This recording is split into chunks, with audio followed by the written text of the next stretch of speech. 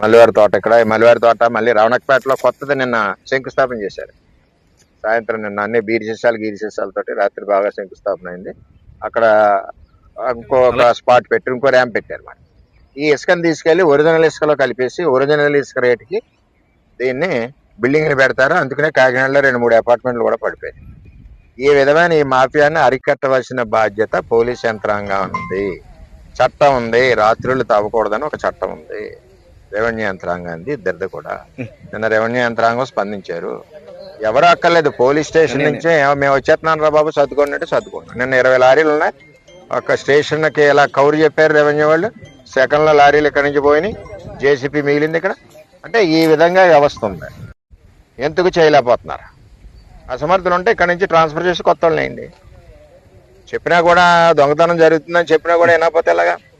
ఎట్టి పరిస్థితుల్లో ఇది ప్రభుత్వం మాది ఉంది కాబట్టి ప్రభుత్వానికి, కూటమి ప్రభుత్వానికి చెడ్డ పేరు రాకూడదు. ఎందుకంటే ఒరిజినల్ ఇసుక, గోదావరి ఇసుక అమ్ముతూ ఉంది, ఉచిత ఇసుక.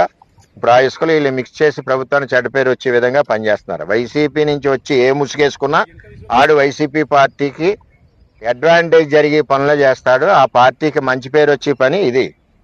కూటమి ప్రభుత్వానికి చెడ్డ పేరు వచ్చే పని ఈ అక్రమ తవ్వకం. ఈ అక్రమ తవ్వకం కూటమికి చెడు, వైసీపీకి మంచి పేరు.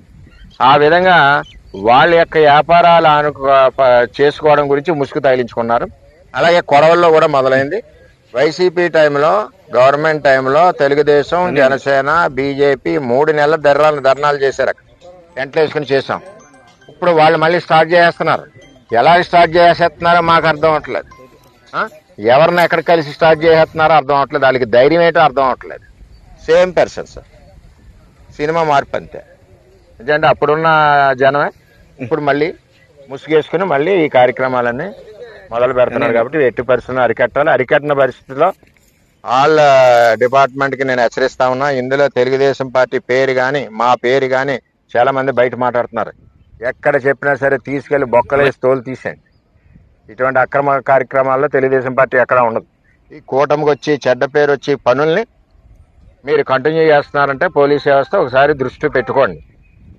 ఇంకా మీరు ఇలా చేయని పరిస్థితిలో స్టేషన్ల దగ్గరికి వచ్చి నిలదీసే పరిస్థితి వస్తుంది. అది కూడా తొందరలో చెప్తున్నాం.